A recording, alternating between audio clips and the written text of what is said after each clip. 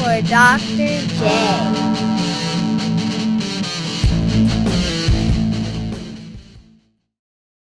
So what's the conversation? Internet. Okay, yeah, I've This been is on part four of Gen X Media, the internet. Well, everything I can say about the internet's going to take me about 3 minutes. What are we going to do with the other 87? Well, we're going to talk about, like Microsoft and Apple and the Super Bowl commercial. Yeah, how far back do you want to go? As far back as we need. I'll start by telling you this much. I thought it was a fad. You did. I knew computers were here to stay. That Yeah. part I knew. But I had never really seen the internet until 1994. Right. When everyone was getting on it. In fact, to give you an idea of computer culture, when I was in college, I started college at UNC in 94. I was still turning in papers handwritten. Yeah. Because that was perfectly acceptable to my professors and instructors. Mm. And then in 95, they said no more. Yeah. And they gave us very strict guidelines, Times New Roman 12-point font, double spaced. Mm-hmm. And we had to learn these rules. This was the first time these rules were actually articulated, was for our generation. Yep. The latter half of Gen X. Yep. But I had a roommate who was an absolute jackass my first year, and he was a computer science major. And it's from him that I learned about the internet. I'm like, what is the internet? Well, have you ever seen that clip of the Today Show where Katie Couric is sitting there and she's like, Janie, what is the internet? Yep. It's horrifying, but and if you were to talk to people, to our kids, and you tell them that we were lost. I mean, I don't know what your first experience of the internet was. It was in college. Mine was late in life. Yeah. I mean, I avoided it like the plague. The first internet experience I had was in the library, Right. looking up books. Yeah, I think mine was similar. But I refused to get online. I hated it. I had an email account, but I didn't check it because I didn't care. And then I realized I was getting more emails than I was, letters in my inbox. Right. On campus, and I'm like, I guess I need to get online now. Yeah. And then I realized I had a username and a password. I didn't know what that was. And this was in grad school. This was 99, 98, trying to navigate the internet. And I used it as little as humanly possible because I hated it that much. Really? I hated it. My introduction to the internet came, we didn't have, my family didn't have a computer, period. Yeah. Until after I was gone. That was when they bought their first computer. And my stepdad bought it so he could rip movies. That was the whole point. We got one when I was a senior in high school. And I used it as little as possible because this was back when you had to have DOS commands. Yeah. And we had a piece of paper next to the computer with all the commands written down that you needed. My senior year of high school, I took a quote-unquote programming class, but it was basically teaching us DOS. And then I had, through high school, when I was a sophomore in high school, my mom bought me a Brother word processor, which had the autocorrect on it. Yep. Well, it wasn't autocorrect, but it had spell check on it. So you could type everything out before it would actually type it. It would check your spelling, and then it would automatically type for you. I've got a Brother printer. Yeah. Best printer ever. I could probably throw it off a building and it won't break. Well, my printer at home I've had since 2008, 2007. Is it a Brother? Yeah. The thing's still going, man. They don't die. No, they don't. But I had the Brother word processor. It had a little tiny screen where you could only see a line of text. Oh God, one of those. Yeah. But it wouldn't type it until it checked it, and it also had the auto whiteout thing, where you could go back and white stuff out with the typewriter, not with a little brush. It was pretty cool. It was cool. It was a nice one, and I had that sophomore year, junior year, and senior year in high school. And then when I was a freshman, because I took those 3 years off, I got in 97, and 97 was the first year that Surrey Community College not only went to the semester system, but it also was the first year ever that they offered online classes. And they in orientation, they showed us Blackboard. Oh, wow. Yeah, 1997. See, we didn't have anything like that from 94. I was at UNC from 94 to 98. Mm-hmm. We had no online learning platform, and UNC still does not have one. They have, each professor uses their own thing. There is no universal, because I've got two, one of my friends who works at the crepe shop, her two daughters are there. And I asked them what they were using, Blackboard or Moodle. They said neither. I said Canvas? Nope. Really? Professors kind of have carte blanche to do whatever they like. And usually they end up using things through the publisher. Yeah. I mean, it's weird. It's weird. I mean, so when I was there was nothing like that. Yeah. Not even in 97 when people started making that switch. Well, 97 with Surrey was the first year they were going to do distance learning. And that's why they introduced Blackboard. You see, at Ole Miss, when I did my graduate work, they didn't have anything like that. There was nothing like that. Yeah. It was, in fact, I mean, I was in school during a transitional phase, but I happened to be going to institutions that really hadn't, bought into it yet. Mm-hmm. I mean, I was teaching when we still had chalkboards. Right.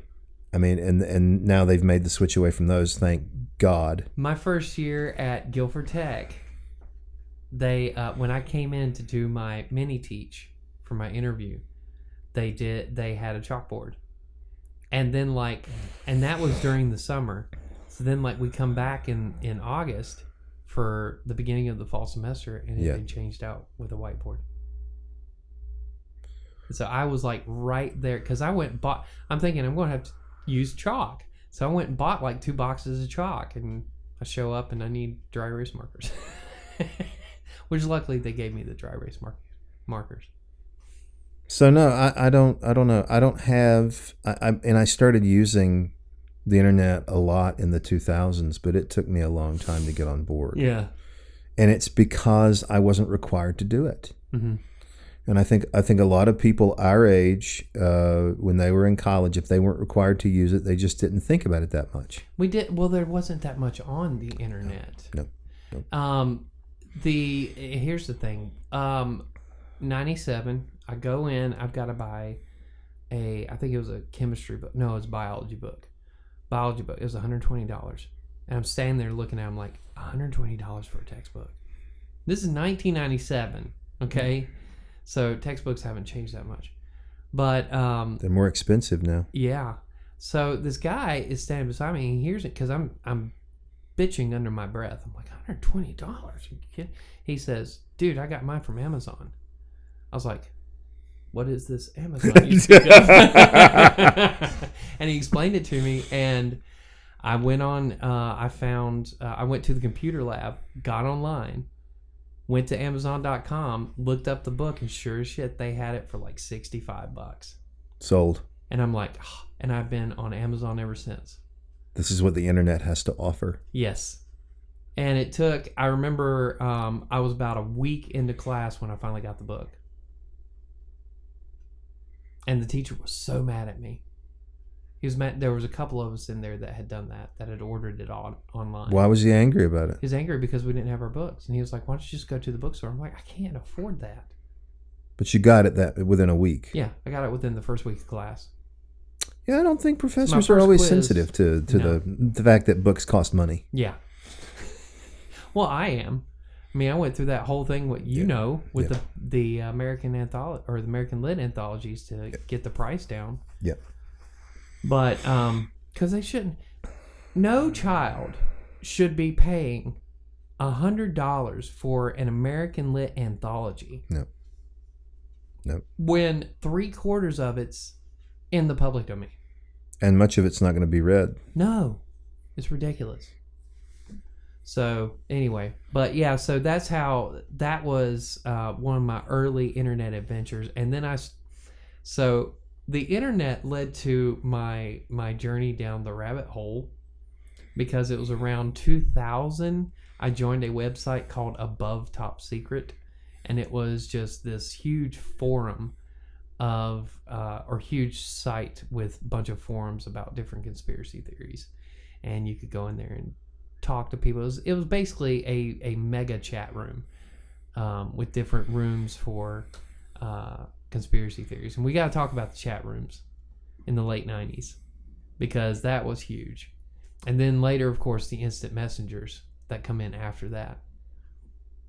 Oh wow. Yeah, you remember those? Oh wow. Well, I had a lot of friends who were on board with it, Mm-hmm. and I saw the appeal. The one thing I envied them about was, and this was new for us, is that you could communicate instantaneously with people around the world For free. Yeah. And that was when I was working at Services Unlimited, and I was going like the last year and a half I was there. I was leaving Tuesday mornings to go to our shop in Raleigh. And then on Wednesday, I was in Wilmington. And then I'd be back in Raleigh on Thursday morning. And then be back in Winston by Thursday afternoon. So 2 nights a week, I was sleeping in a motel in Raleigh, right? And we had cell phones. But this is back when you didn't have unlimited calls. You had a certain amount of minutes per month. Remember that? Yep. And so what Sarah and I, because I was married to Sarah at the time, what Sarah and I figured out, and they were just getting free Ethernet into the motels. What Sarah and I figured out is we could just instant message. And it doesn't cost us a dime. And doesn't take away from our minutes. It really destroyed phone culture It did. in a very good way. Mm-hmm. Because if someone was long distance, Mm-hmm. and that's something else kids don't understand. I had to explain long distance to my son. He's looked at me like I had a third eyeball. You know? Well, I was telling the boys about 1-800-COLLECT one day, about making collect calls and stuff. And the trick was, you'd call collect, but you wouldn't actually, except you'd just say, who's calling, won't be there till 11. Won't be there. Well, or, will you accept charges from won't be there till 11? No, click. It's pretty smart. It was. There were all kinds of ways to get around that shit. I mean, the number of things that it changed, and it didn't take a lot of time before it changed things. Mm-hmm. I would say because when did it start? When did we first start seeing the internet? 94. Technically, in the public domain. In the early 90s, but it was so expensive. It's not until Prodigy and AOL come along. How long? When would that be? Late 90s. That was mid 90s. 94, 95. 95, 96. Yeah, that's when we started getting those stupid discs. You remember? Oh God. You get those AOL discs like every month. Yeah.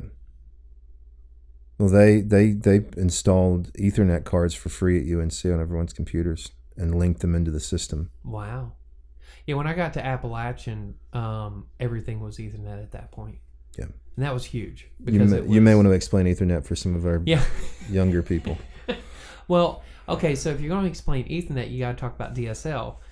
And if you're going to talk about DSL, we have to go back to the landline. And this... But you probably should. Yeah.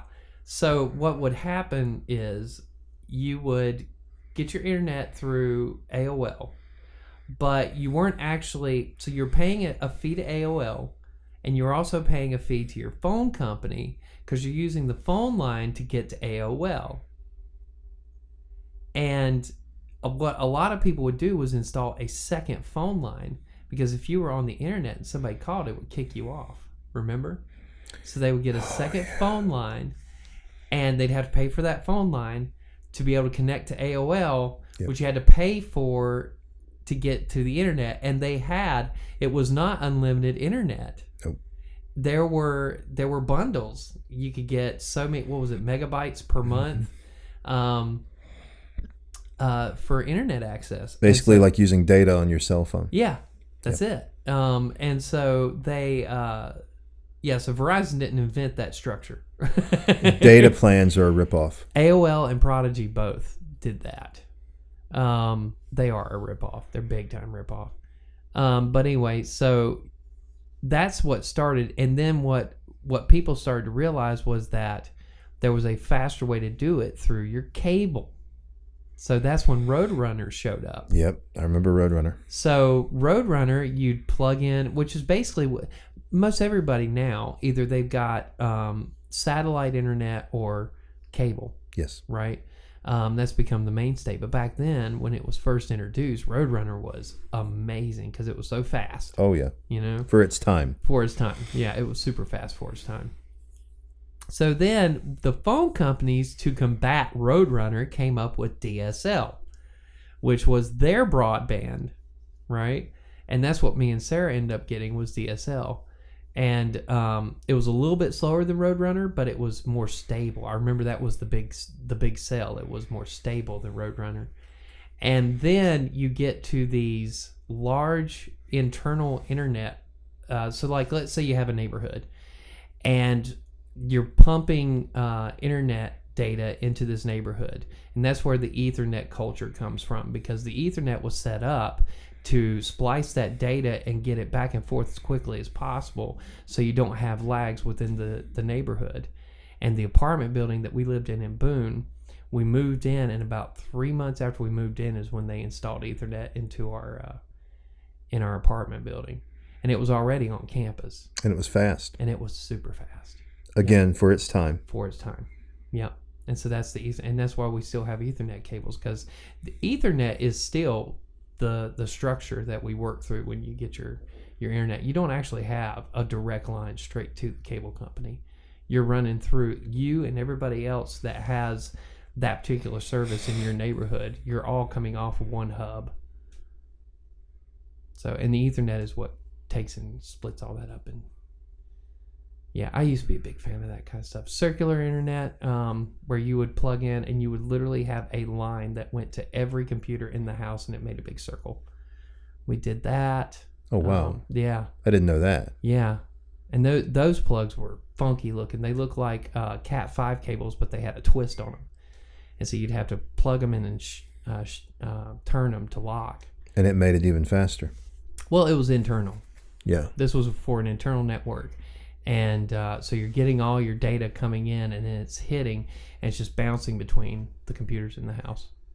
Jeez. We did that. We didn't have that. Yeah, it wasn't like now where, like, so we've got your machine, my cell, which I'm not on your internet, but let's say that everything was hooked up, like these things. They've got direct lines to the hub, individual lines, right? Where with this, everybody was sharing it. It was just going in a circle. So we did that, yeah. But my first computer was a little IBM 560. It was this little laptop. It had no peripherals because it was tiny. It didn't even have a disk. I had to buy the disk drive. Okay, we're talking about the 3.5 disk drive. The floppy? The hard one. Oh, the like the ones about this big? Yeah. Yeah. Those. And I had a zip drive at one point. I thought I was the man because I had 2 100 meg discs for my zip drive. Yeah. Whoa. Ooh, look out. And then 256 megs on my hard drive. Oh, I was cooking, buddy. That's the way to get a date right there. Walk into a bar and start talking about your zip drive. Jeez. But, and so we had that. But I had that computer, and it had what's known as a PCM CIA slot, and these things were about the size. The cards were about the size of a credit card, and that was my Ethernet card, and I would plug that in because it had a built-in 56K modem that you could plug into and run on the phone line. But I would rather use the Ethernet because it was faster, and I had that computer for a long time. But that was my personal first computer. And then Sarah had a tower. You want to link this to how Gen X responded to it. Yeah. And how it influenced us. And Yeah. while my experience as a younger person was limited with it, Mm-hmm. what makes Gen X so interesting is that we're probably the last generation that can remember a world before it. Yeah. And the sudden shift, because it only took from around 94, by the time you get to 1998, 99, the internet's really just taken over. Yeah. And I mean, for me, it was traumatic. And I'm sure there are a lot of people like me who are my age who were just like overwhelmed by it. Right. And then people like you who were probably over the moon. Oh, I was. Are you kidding me? And so was my wife. I mean, she came in a little late too, but a lot of Gen X people did. Yeah. Whereas millennials have lived in a digital world The whole time. the whole time. And so have the Gen Z. And so Gen Z. And I was explaining this to Lauren. Our generation is the last ones to remember, like you said, the world without the internet. Yeah. The PC came in when we came in. Yep. And I remember the early years of having a PC, it just sat there. And most of the time, people just used it for either playing video games, Yep. which were really bad. They were. They were worse than the Ataris. And then, or as a word processor, as a glorified word processor. Or you could track your finances on it. It had a checkbook calculator thing. You didn't actually use it for play very much. No. I mean, it had certain job It functions. was a function, right? It was a tool. And it's when the internet comes along that the software changed to allow you to do a lot more than just basic fun. It's kind of like the revolution of Alexa, right? Alexa starts out and you're like, what am I going to use this thing for? And I remember I was just dying to get one, and I got one. Now what? Now I use her for everything, Oh, sure. right? But at the beginning, it was like, play this song. Add this to the shopping list. Done. And now I ask her questions. I talk to her. She has a conversation function. Are you serious? I'm dead serious. Now, it's not like you can sit there and be like, hey, Alexa, so I'm thinking the MLB really screwed the pooch on this. What do you think? It's not like that. It's like, it's very intellectual. Like if you want to talk to her about Shakespeare or something like that, you can do that. She can have a conversation about Shakespeare. Yeah, she'll pull up facts. So it's not really it's a conversation, right? Yeah. But it's basically just gaining more knowledge, and you talk to her, and she tries to answer the questions. That's impressive. Yeah, and she's getting more and more like that. And it's getting cooler and cooler. And I know a lot of people are afraid, like, oh my God, the robot's going to take over. But when you're standing there, and I love my wife, but you're standing there and you look at her and she says, what are you thinking about? And I say, well, actually, I've been thinking about what I read last night in Benedict Anderson's Imagine Communities. She looks at me like I have just lost my mind, But if I turn to Alexa and say, Alexa, I'm reading Imagine Communities or Imagine Borders, whatever it is, by Benedict Anderson.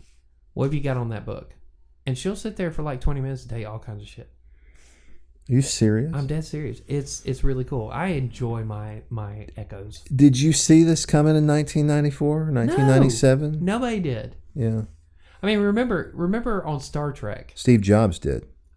Okay, so we got to talk about Jobs and Gates. We have to. And you got to talk about Star Trek, like you say. Yeah. The thing about Star Trek was, okay, so you know how we're talking to Alexa, and I thought about this a couple years ago. They talked to the computer on the ship. They talked to the computer all the time. They also had tablets. Yep. But they had several of them. Each one would have a document on it. I'm like, Mm-hmm. you mean you couldn't foresee the possibility of storing several things on one tablet? You've got like 25 tablets on your desk. There's a great episode, the episode about Khan, where Khan first is introduced. Oh, the old Star Trek. The old Star Trek. Spock is sitting there going through tape. He's going through the digital archive. He calls them the digital archives, but it's a reel-to-reel. Because even then they couldn't foresee it. But I remember seeing in the mid to late 90s, you're starting to see that in science fiction, like you're saying, the tablet thing. So here's the thing about Jobs. There is a clip, if you go on YouTube and Google it or look for it, you'll find it. He was at a conference in 1980, and they asked him. He was up there on a Q&A board. And they asked him, "Where do you see the future of Apple? What's the end goal of Apple?" In 1980, Steve Jobs said, "The end goal is to put a product in the palm of your hand that will speak to other products wirelessly." He's a genius. His arc was the iPad. I don't care what anybody says. His arc, his entire drive was to get to the iPad. Oh, yeah. And he got there before he died. He finally saw it. And that, when I saw that, I was like, holy crap. He knew. And then he realized he could make it smaller Yeah. and make it talk to people. Yeah. It's a computer with a phone function. Yeah. It's unbelievable that he was sitting there in 1980 and said, we want to put it in the palm of your hand and we want it to be able to talk to other devices wirelessly. He couldn't have done it without science fiction. No. That's where that's where all of them got the ideas from. That's it. And when the Nextels, you remember the Nextels? Yep. They purposely did the cricket ring on the Nextels because Star Trek did it. Which is wonderful. It was one of the greatest inside Easter eggs. Who invented the iPad? Gene Roddenberry. You can say it was Steve Jobs, right? But Gene Roddenberry invented this stuff. He did. He really did. And Star Trek did more of it than Star Wars. Star Wars didn't really contribute much to the way we think about. But George Lucas is looking at functionality in a different way than Roddenberry is. He is. He's Roddenberry is looking at, Lucas is looking at it as, we put them in this environment. How do they function with technology that they have? Roddenberry is, okay, we've gone into the future. What technology has developed that they will then function with? It's a different dichotomy. It is. And what's really cool is, to me, with the Star Trek thing, if you notice, all the tech in Star Trek, unlike all the warnings that we get from, like, who wrote iRobot? Oh, Philip K. Dick. Yeah. Unlike all the stuff we get from Philip K. Dick and those guys, Roddenberry said, no, the technology doesn't take over. We adapt it into our lives. Yeah. Well, but the reason why it takes over in Philip K. Dick is because Philip K. Dick is writing dystopian novels. Yeah. Star Trek is a utopian universe. Right. And of course, in a utopia, the technology is a tool. Mm-hmm. But in Philip K. Dick and things like Blade Runner, when you can't tell a machine from a human being, that's the horror. Yeah. And I think Philip K. Dick is talking about an issue that we keep talking about. What happens if we create an AI that's more intelligent than we are? Well, the more logical. Yeah, I mean, well, what computer scientists would call a super intelligence. Because that's when you look at iRobot, the whole premise behind it is that the robot is thinking logistically. Yes. But to be conscious of your own existence and to be smarter than anything else on the planet is horrifying. Yeah. And that's what Philip K. Dick's talking about. Gene Roddenberry sees a better future. Right. And thankfully, Steve Jobs and Bill Gates also saw that same better future, or this would never have happened. No. None of this would have happened. And the thing, and this is what I used to tell my students when I taught technology in society. Jobs believed that we're going to get to the point where the hardware is going to drive the market. Yep. And at the beginning, the hardware did, and then Gates came along and said the software is going to drive the market. And for about 15 years, it did, until Jobs gave us the iPad. First the iPod. Yep. And that changed everything, because then the hardware is now dictating what software it needs. The other genius about Jobs is he was able to create his own operating system. Yeah. Well, I mean, Wojo did, or Wojnarowski. Wojnarowski. Is it? No. Was. Yeah. Wozniak. Yeah. Wojciechowski is a Duke basketball player. Yeah. We don't want to give Duke credit for anything. Wozniak. Sorry, Woz. Without that, Apple loses a lot. But it's able to create its own operating system. Yeah. And it's pretty impenetrable. Yeah. Which is good and bad. Yeah. It's bad because it does not play well with others. Right. Right. I mean, and I've got a Mac and I love it, but to get new software on there that's from Microsoft is you have to jump through a few hoops. It's not that easy in the very beginning, and it takes a lot of work to get there, but it proves that, I mean, the hardware is now important again. Yes. And it's been important for a while. Yeah. It's been important for about 20, 30 years now. So how are we different as a result of it? Of all this, of the internet, of the hardware we're using, how are we better and how are we worse? Okay, so going back to, so we'll look at generational divides. Going back to what we were talking about before I went on that little tangent. we grew up watching it evolve. And as you noted, it did not invade us the way, or it didn't become as pervasive in our lives at first. At first it was because it was a class thing. It's a tool. Yeah. And, well, it was also a class thing. If you didn't have the money, you couldn't afford it. And so you were just left out. But there weren't enough people to feel like that you were being left out. And I remember I went to, I had a buddy who went to NC State, and I went and visited with him before I went back to college.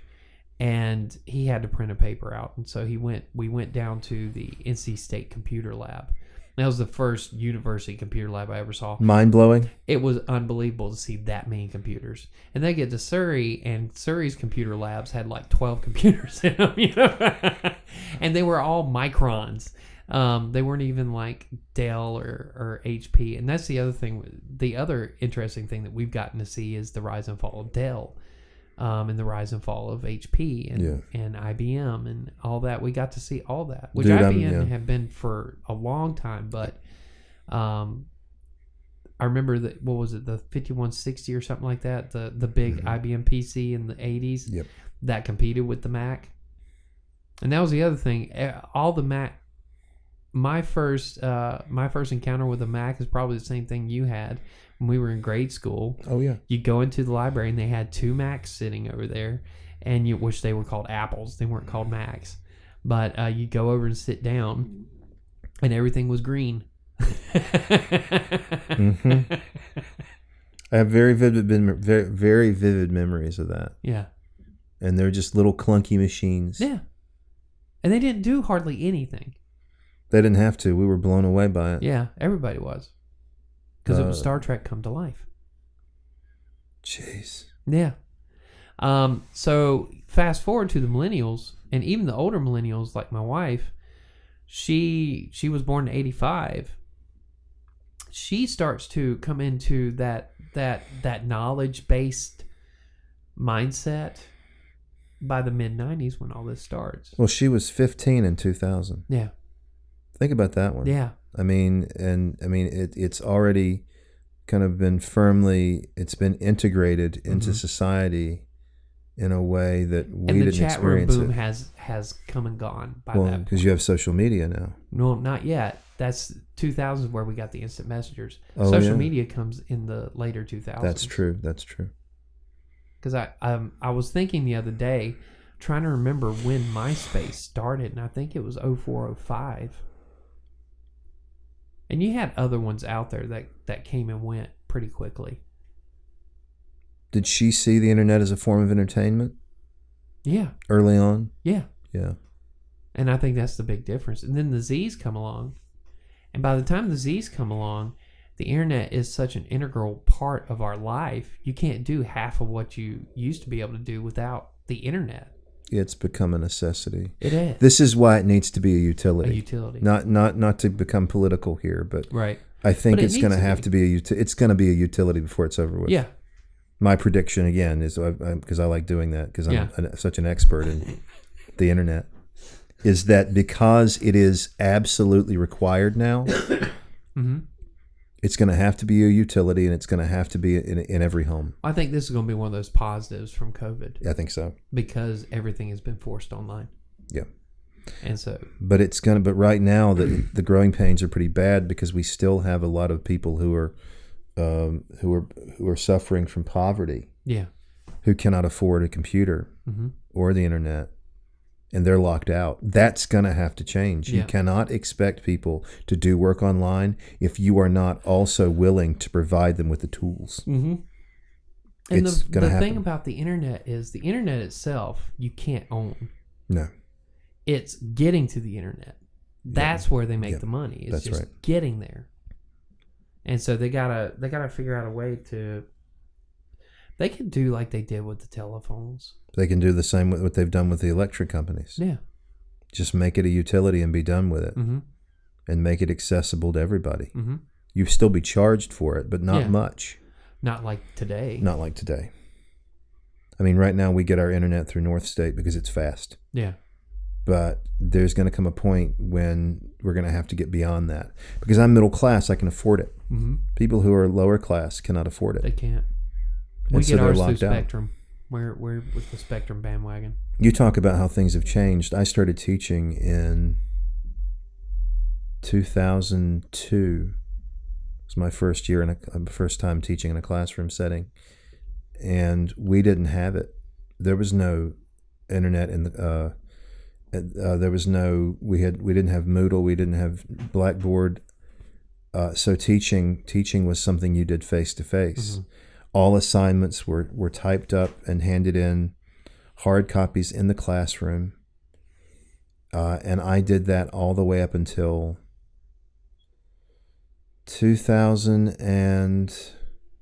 2015. I finally switched over to, because I started using Moodle when I came in here. Yeah. But I still refused to have things turned in online because I was old fashioned. Yeah. I marked papers by hand. So did you. I did. For years. When I stopped doing it, when they started issuing the printer cards. Yep. When it was no longer free for the students to print on campus and they issued the printer cards. Which is bullshit. And here's the thing, right? The students now had an excuse on why they couldn't print their paper in time. Yep. And so I was like, okay, fine. It's all digital now. They're giving us a Moodle page. We're going to do everything digitally. You're going to upload it there. If you don't get it in on time, it's late and you won't be able to turn it in. Period. And see the Gen Xer in me, Mm-hmm. kind of the old-fashioned teacher in me says the golden age of actually getting students hard copies with marks on them Mm-hmm. it's a loss. Yeah. It's a significant loss because, and the students, as much as they love the internet, I think they see the internet as a place to play, Mm-hmm. and they resent the fact that it's now a place to work. Yeah. Because whenever I talk to them, I do a vote in class to see what they think about papers. Do they prefer papers to be marked by hand or papers to be submitted online? Mm-hmm. Most of them, and this is Gen Z, prefer hard copies. Mm-hmm. So there is a lot of pushback from younger people against online education, even in a face-to-face classroom. Yeah. And that's interesting because you would think that they would be all in Mm-hmm. with online learning, and they're just not. And this has to be a part of the conversation. What do we do with that? Right. And should we continue to force them into online education if it's something they don't want? They know what they need to learn well. In Right. some ways, they know better than we do. Yeah. And when you get them to talk to you, sometimes you're shocked by it because what they're asking for is how I started teaching. Right. And I think one of the reasons they like teachers like you and me so much is because we don't have a chalkboard anymore. Right. But we're writing things by hand on a board. Mm-hmm. And they react better to that than they do to PowerPoint presentations. They hate PowerPoint. Yeah. The vast majority of students I talk to tell me that they learn more when they have to write down what I'm writing on the board. So there's pushback. But there has been ungodly amounts of studies that show you learn more by writing it down. You do, and this is kind of the double-edged sword of the internet for education. Is I think we're forced to do it, but I think our students, as a rule, I think millennials may have an easier time with online education. I think Gen Xers have an easier time, but I think younger people would just rather be in a classroom. Mm-hmm. They want to be online, and they want to be online all the time. Yeah. But they want the internet to be a place to play, Mm-hmm. which for us, it was never like that until the 2000s. Yeah. It was not a place to play. The internet for us was a place to, if we had to do anything, it was a place to work for a while, Yeah. with the exception of things like Instant Messenger. Yeah. But again, I'm saying all this, and I didn't spend a lot of time on the internet in the 90s, so I could be dead wrong. Yeah. but they associate it with a place to play, and they don't want it. They don't want it to be a place of work. Well, the big thing was the chat rooms. That was a major moment when the chat rooms started, and you started going into the chat rooms, and you could go into whatever specialty chat room that you wanted. If you were into anime, they had anime chat rooms, and if you were into video games, they had video game chat rooms, and if you were into rock, you go into the rock chat room. I mean, there was so many different varieties to go in and out of, and you could talk to people that were 8, 10, 12 hours away. Yep. And have conversation. But of course, like everything on the internet, human beings happened. And the chat rooms kind of lost their appeal after a while. Especially if you would get in there and you'd have a debate going on. It would get ugly? It would get ugly. Like, it would get, like, personal attacks? Yeah. Wow. And ideological attacks and that kind of thing. It wasn't the Twitter mess that we have now. Twitter is more vile than any chat room debate I ever saw. Really? And it would get ugly in some of those chat rooms. But Twitter takes the cake, man. See, I don't read any of the comments on Twitter. I just read the main post Yeah. Or tweet and just move on to the next one because I don't want to see the comments. Well, I told you about I got on, I went on Twitter a couple weeks ago, I guess, and I didn't make it through 5 tweets before I was shutting it back down. I just couldn't do it. It was just so toxic. Yeah, well, and that's the other thing about online that's probably not been good for us is all the social media. Yeah, and that again, that's the big downside. That's the downside, but that's the stuff that's the stuff that my students and your students are so invested in. Mm-hmm. Because while they want to be in face-to-face classroom, they want to be on their phones while they're in there. Yep. And I since learned that it's not a question of disrespect for them because they do that when they're with each other. Yeah. It's just that's how they are. Yeah. Well, what I tell them on the first day of class, because I have the policy that if I see you messing with your phone outside of what we're doing in class, in other words, you're getting a directive from me, pick up your phone and go look for this. If I see you messing with your phone in any way, you're absent. I'm not going to tell you. I'm not going to call attention to it. I'm just going to mark you absent. You're done. You will have an absence. And I tell them, if you're texting, it's the same to us as me answering the phone in the middle of class and having a full conversation with somebody while I'm supposed to be teaching you. It's rude. You don't need to be doing it. And I tell them, if it's so important that you need to text that person, go talk to them. Yep. Skip my class and have that conversation. Otherwise, put the damn thing away. So we've arrived at a point where the internet and being online is an addiction now. Yeah. And so this is the other downside. For the millennials. Yeah. It's specifically millennials that have the addiction. Apparently, Xers and Gen Z can shut themselves off from it. And I've seen it with my wife. If somebody, of course, the internet is not text messaging, but if somebody texts me, my phone goes off. Oh, hang on for a second. I've got to... No. Ass. If somebody texts me and my phone goes off and I don't move to look at my phone, it drives her crazy. She has to know. She has to know who's texting. And at first I thought, well, maybe she's just insecure. No, because if you watch her with her phone, the minute somebody texts her, she's on it. She can't live without it. She can't pause. She can't put it away. And she has tried several times where she will take the phone and put it in the living room when we go to bed. She has to get up and go get it. Mm-hmm. If she wants it.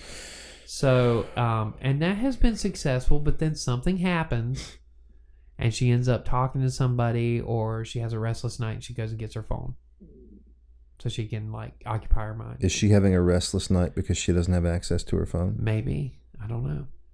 But but the thing is, she's not the only person. When I realized that, no, she seriously cannot let the phone just sit there. when that dawned on me, I started paying attention to other people her age Yep. around me. Yep. They do the same thing. Whereas if my phone goes off, I don't have to look at it if I don't want to. And that's the other thing I told her. She's like, why can't you just answer the text message? I'm like, because it'll be there when I pick it up, whenever that is. Yep. And if it's an emergency, they'll start calling. That's the other thing. But they don't want to call each other. They want to text. Yeah. I'm pretty sure they would text in an emergency. Oh, absolutely. Whereas the Gen Z kids, they're not as if a text message goes through, my sons, Ezra will usually text back pretty quick. But with Lucas, by the way, I've gotten like 3 text messages while we've been sitting here. I just heard that one. Yeah.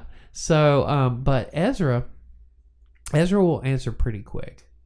And it's not like he has to or he feels like that. He's just, if I text him, he knows that I'm looking for an answer. And so it's like, it's a respect thing for dad. But like if somebody else texts him, he doesn't always respond immediately. Lucas will go days without responding. Yeah. My kid, whenever I will, if I'm in another part of the house and I'm doing work and don't want to get up, Yeah. so I'm like, I don't want to yell at him either. Yeah. I'll text him, do this thing. No response. Yeah. He'll do the thing, Right. but he not will respond. not say, okay. I'm like, look, kid, I need to know you got the You got text in the You first got place. yeah. Some response would, and if it were a millennial, they would respond immediately because they've got the phone in front of them. If it's a millennial, it's not okay. It's why. Yes. And it's immediate. Why? It's a double-edged sword because it's been so helpful. The thing I think with millennials versus everybody else, they came up right as Google was coming in. Yep. And Google was the answer to all their prayers. And and I've talked about this before with you, and I've talked about this with my wife and said, you are a product of the Google effect. And the Google effect is basically you have to have it now. You have no patience. And there's an entire generation of people out there in the millennials where it's so instantaneous. Yep. They have to have it. Yep. And they have no patience for anything. They can't wait. And it has crippled our culture. It's crippled our culture because they have instant gratification, and when they don't get it, they pitch a fit. Whereas I haven't seen that as bad with the Z kids. They don't have the patience that the older generations have, but they're not as impatient as the millennials.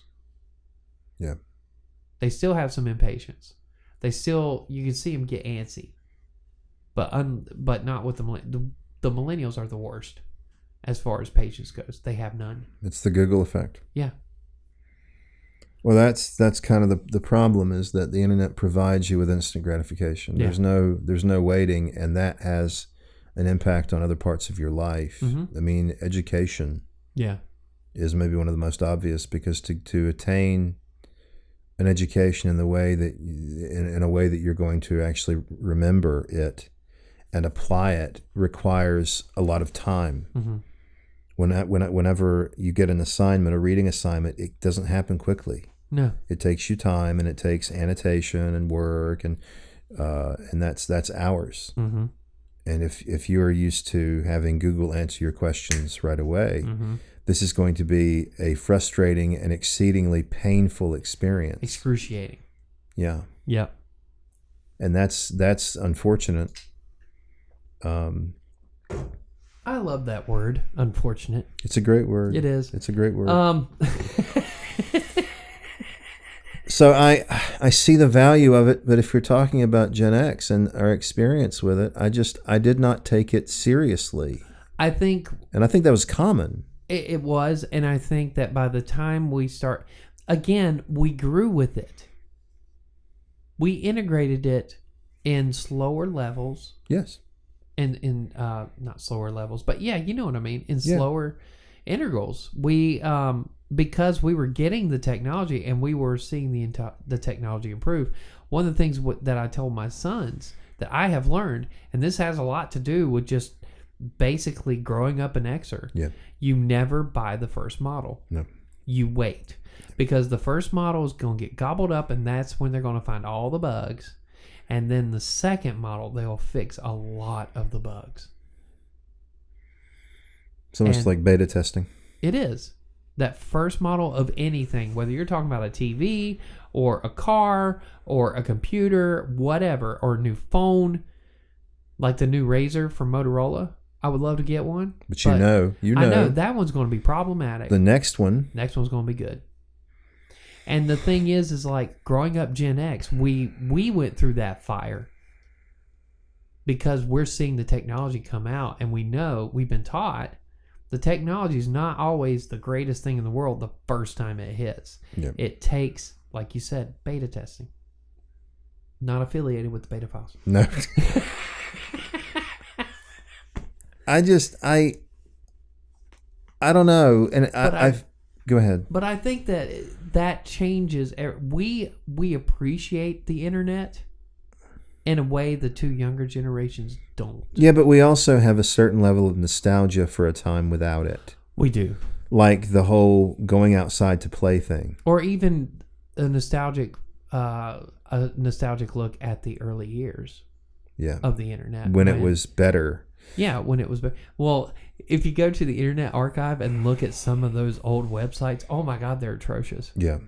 You know? But we thought they were the greatest thing. I remember going on Amazon for the first time and thinking, this is the coolest thing ever. Because at that point, it was just selling books. It was all books.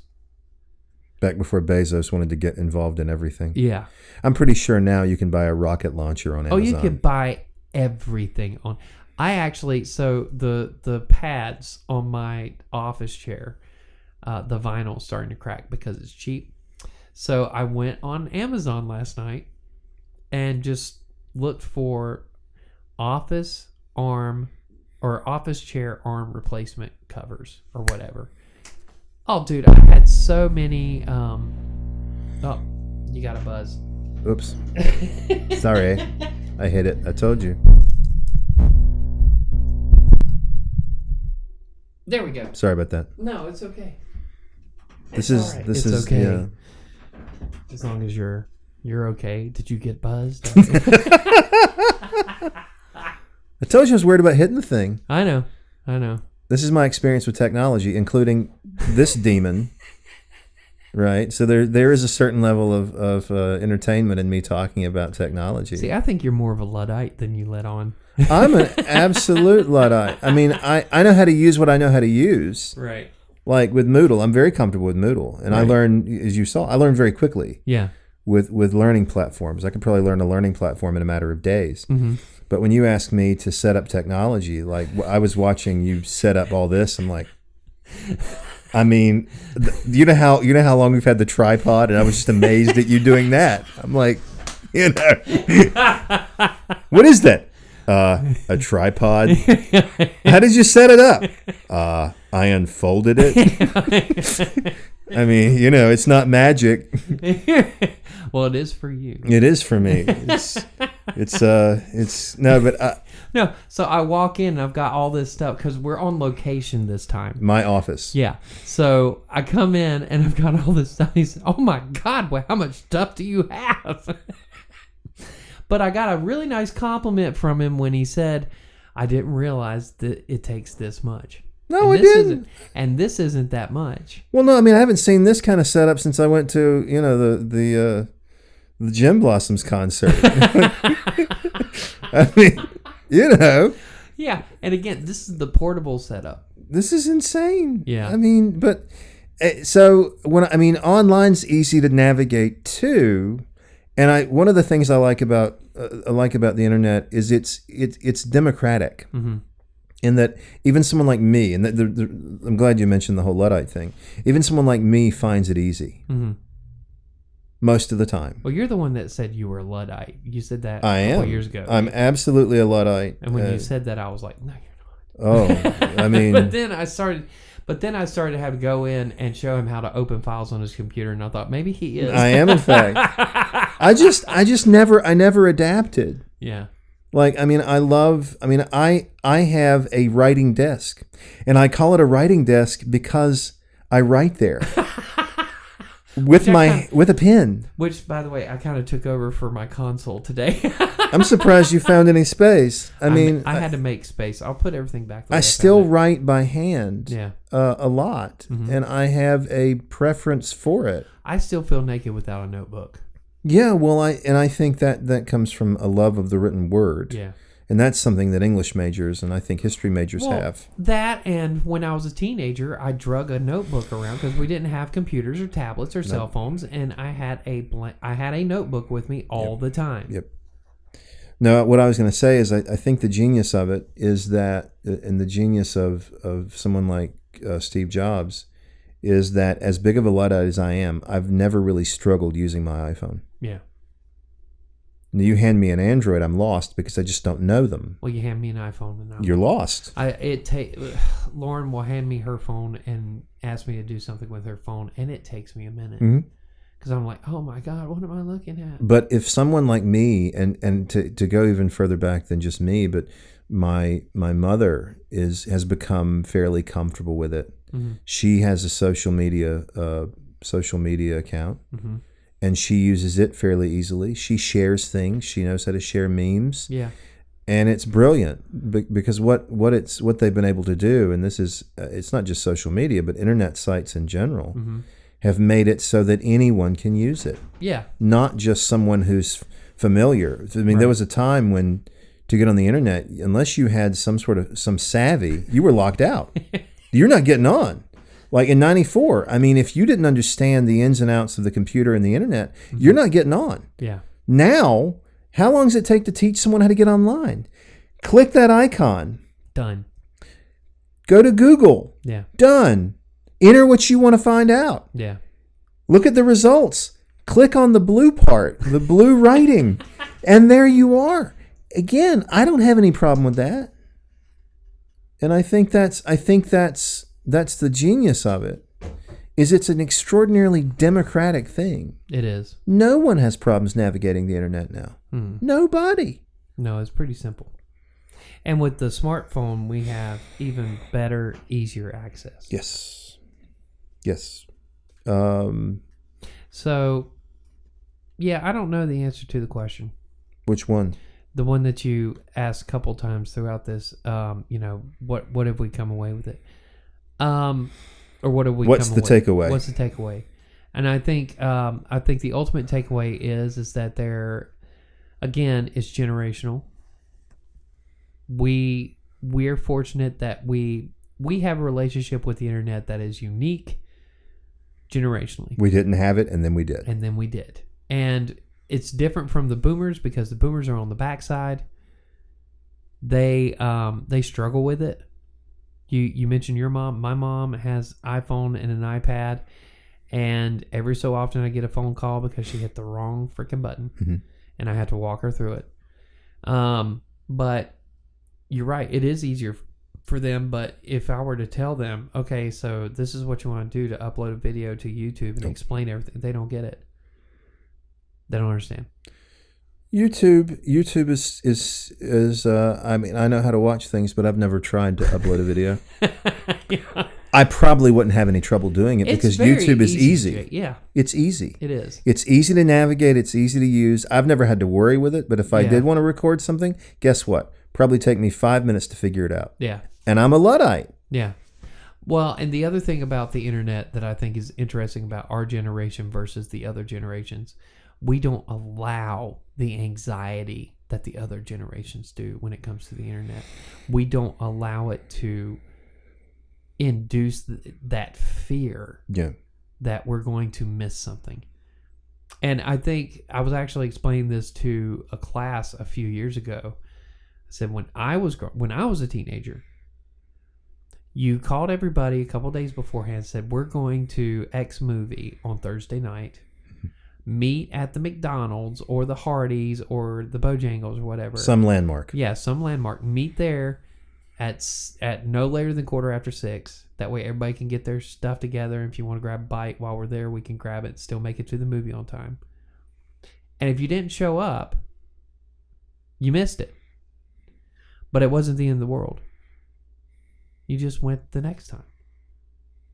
And it's okay. And you don't call anybody and you don't text them and say, wait for me or anything like that. You missed it. And I think because we were the last generation to actually live through that reality, that it's okay to miss things and you're not being left out. You just missed it. Next time, do better with your time management.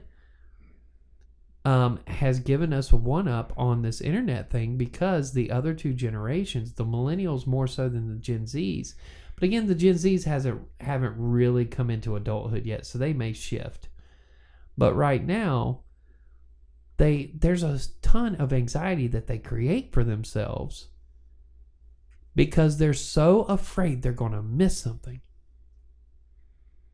And they're going to miss the joke or they're going to miss the big thing. And they freak out. Whereas we're just like, okay, I missed it. I will do better with my time management skills next time. You know? Well, and now you have a phone to remind you. You do.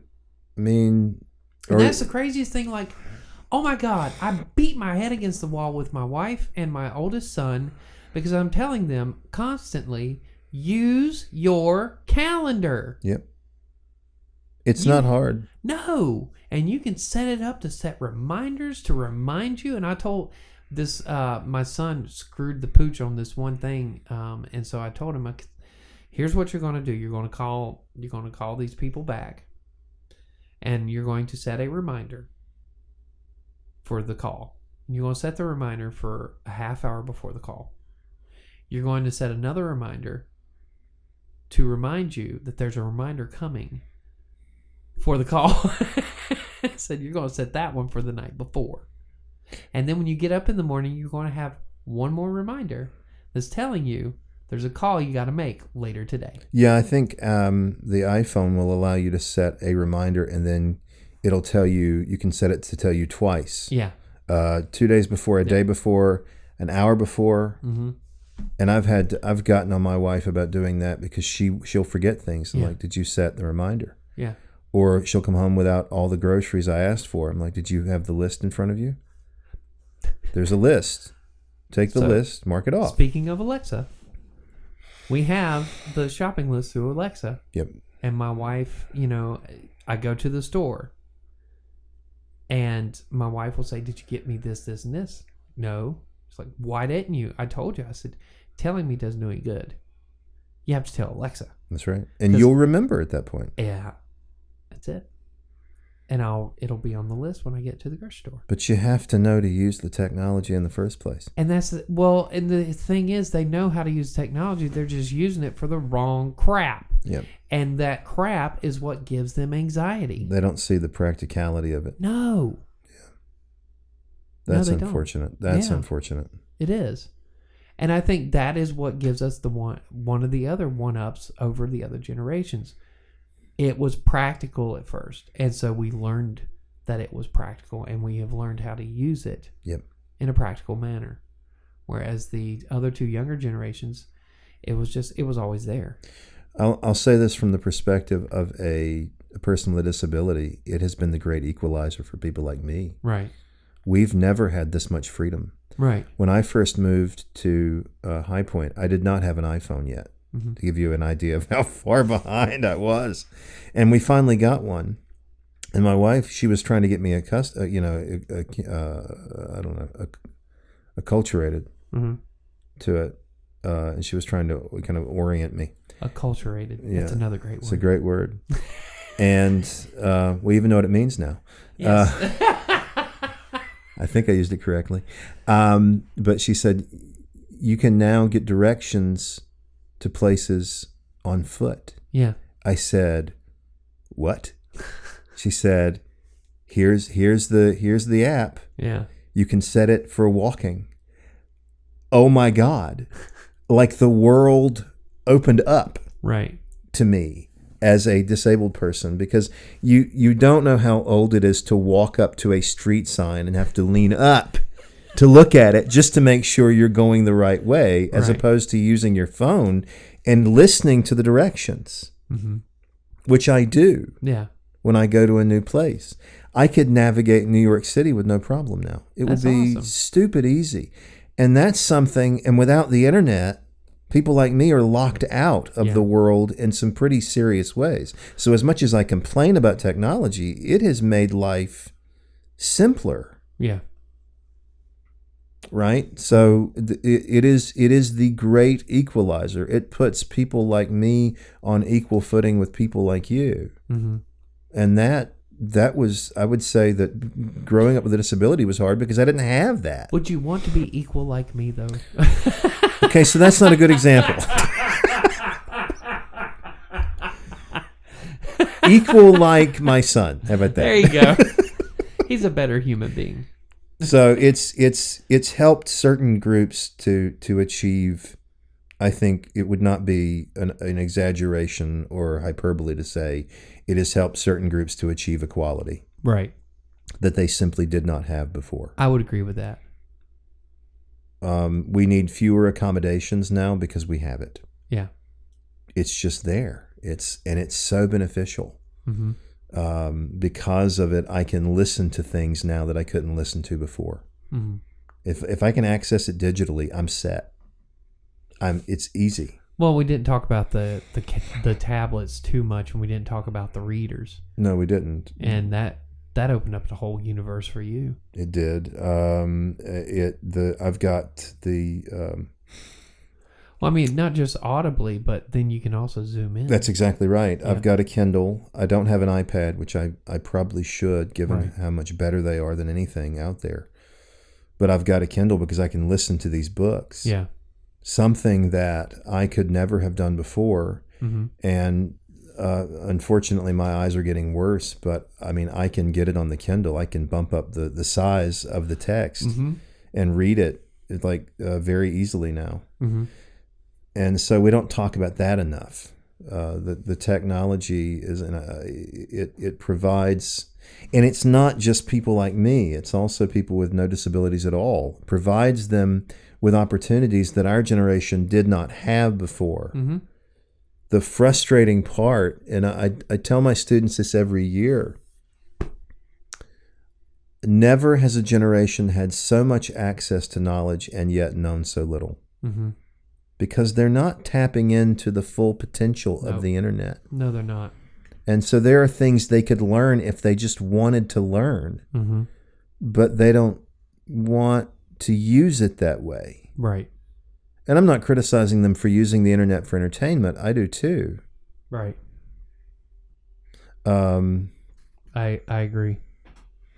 But that's why I'm looking to the side. You're trying to find out what time it is? I'm making sure that my microphone is working. For some reason, I can't hear myself. Oh, excellent. I'm hearing you. Oh, good. It's sad because there's this disconnect. You have all this knowledge, and it is instant. Even getting the knowledge is instant gratification. So you'd think they'd be on board. Yeah. They're not. No. They're just not. It's not exciting. It's not sexy. It isn't sexy. You don't know what is it? The 3/5 compromise. Yeah. They don't see the need to know that. Well, But you can learn like that on the internet. who was it that had the student who said that the Germans won the Civil War, Oh God. or we defeated the Germans in the Civil War? Oh, that was You know? probably Keinert. Was it Kiner? This from the same guy who got his students to write down that nomads traveled across the desert in Dodge caravans.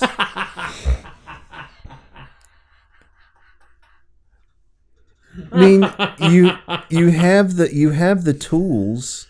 Yeah. The other problem is politics on the internet. You have the tools to fact check, Yeah. but you won't. Yeah. The only time you'll fact check anything is if it's something you disagree with. Yeah. People don't say, "Oh, I like that. I think I'll fact check to make sure what I like is true." Right. No, you just assume Yeah. that it's true because you like it. Mhm. Not a whole lot of Trump supporters are fact checking what Trump says. No. That's why they're still Trump supporters.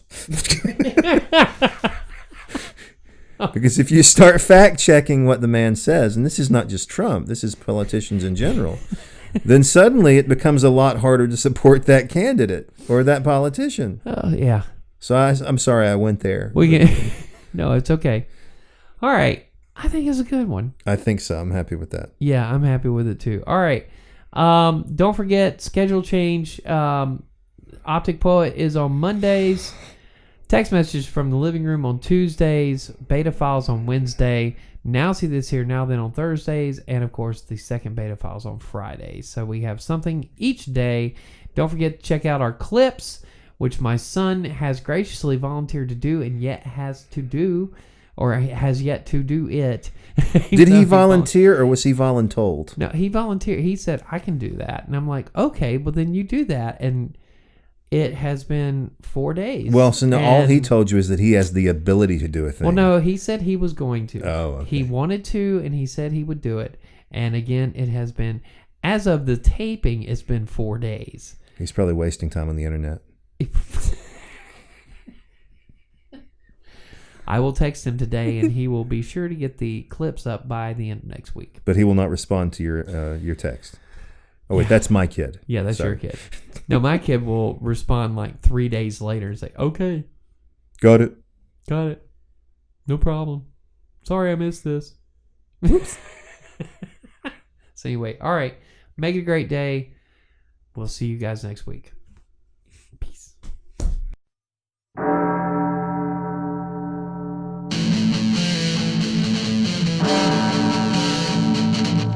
Now it's time for Dr. J.